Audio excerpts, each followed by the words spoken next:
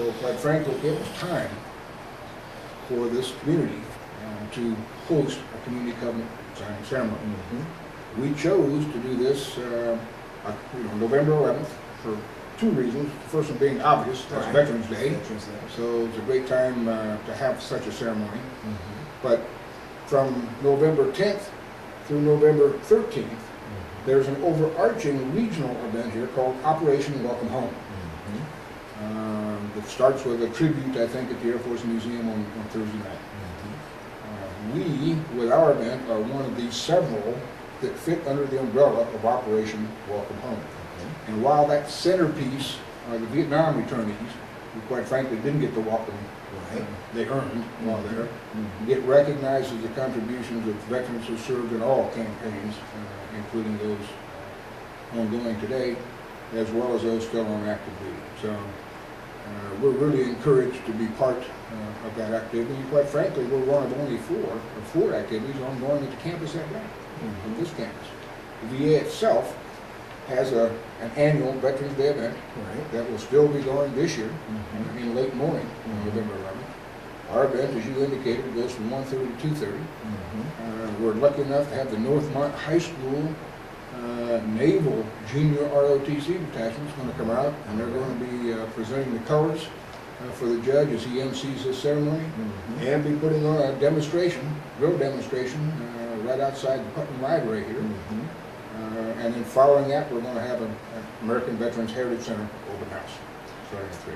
Fish, the one thing that I would add to the general's very comprehensive answer is that today everyone supports the veterans. This is certainly night and day different from what it was 30, 40 years ago. But we wanted to draft something that wouldn't be a binding contract, yet would be more than set empty pledges. These are pledges by government, by veterans organizations, by universities with veterans programs to initiate specific initiatives to help veterans to make their transition back to the community easier and to express our thanks in ways frankly more meaningful than empty words. So this covenant will hang in the office of every signer of the document. We hope to have, I think, some 13.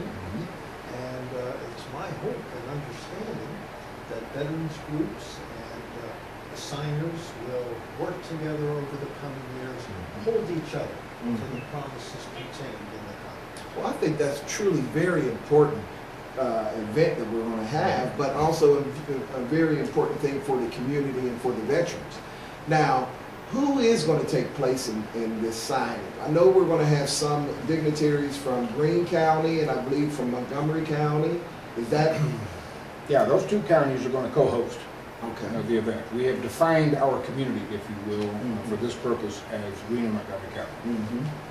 So we will have both presidents of the two respective county commissions, Commissioner Lieberman and Reed, will be here. We're going to have Director Montague, who's the director of the Dayton VA Medical Center, making comments. The judge is going to be the magistrate of ceremonies for the event. We've got the director of the state Veteran Service Organization, Director Mode, coming out.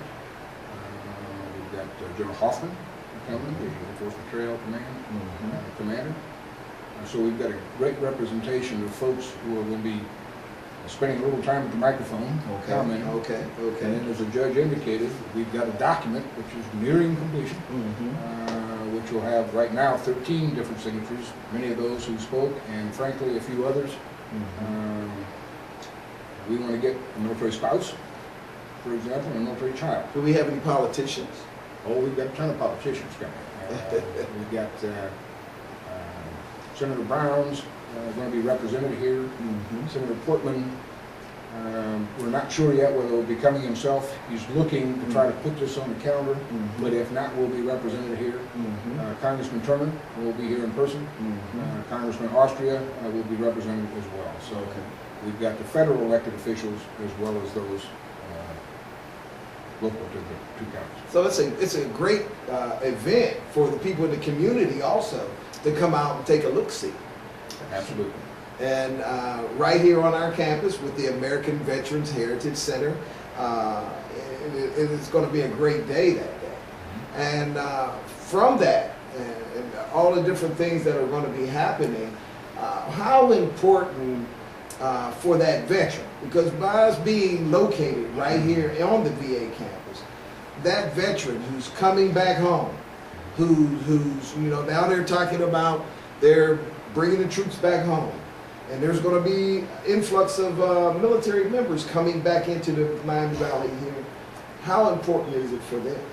Well, I think it's very important. One of the biggest challenges we found, quite frankly, even pulling this, I spent 30 years in the military, and I didn't have an appreciation for all the different organizations in the counties we're talking about that provide support, or quite frankly, the nature and the extent to which support's available. And I don't believe I'm alone in that. I think many of the returning veterans who choose to call this area their home will find, if they look, and if we reach out from these organizations, that there's a connection that can be easily built between what they have as needs and what's available to support them. That's one of our goals here, is to try to get all the organizations represented. The judge ticked off 3 that we've got. The county veterans organizations, we've got the commissions involved, we've got the National Guard's regional inter-service family organizations, all the educational opportunities that are available and programs in the local colleges and universities are mentioned as well in this document. So if you get a chance to come as a veteran and listen, you'll learn some of those things that are available. And as we put this information out when the ceremony is over, we want to try to keep this alive, so it's not just hanging on some wall somewhere, but instead take what comes from this, turn it over to the regional inter-service family group that supports our region. It's a group that's already formed, already doing good work, and quite frankly, this will blend nicely with their charter and mission as well. So that's the plan from there. That's well said. Veterans today are coming home horribly scarred, if not physically, then emotionally. They're coming home to the worst economy in the last 50 or 60 years. And this covenant will pledge all aspects of the community to keep the veterans' needs uppermost in their minds, and not to plan any initiatives, whether it's economic, job development, without considering the interests of the veterans as well. And to make certain that every emotional and physical need that the veteran has and that the family members have are addressed. Well, that is a very important part that we have for the veterans coming home. We all have a role to play, but we have work to do. And through all of these different organizations, it's a way for them to get a broader picture and a more, how can I say it, a more in-depth way of going out and presenting themselves to the public or to the veteran and his family when they come back.